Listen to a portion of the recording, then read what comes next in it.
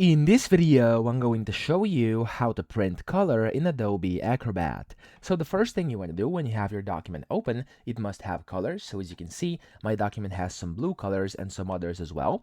Then you want to go to the print menu, top left.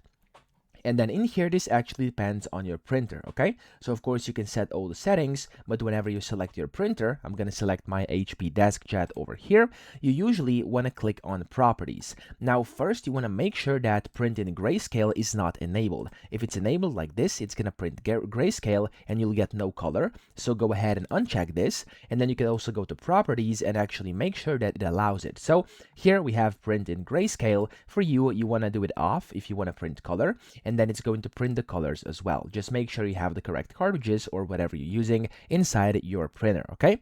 Now for every single printer, it's going to be a bit different, so this tab could look a bit different. Just find something like print in grayscale or color or printing or colors or whatever, and set it to wherever it prints color and not grayscale. So that's how you do it. And then if inside the preview it's showing you colors and not grayscale, it means it's working. Click the print button and you're good to go, and you can start printing colors. I hope this video helped you out. If it did, please subscribe to the channel and help me out as well.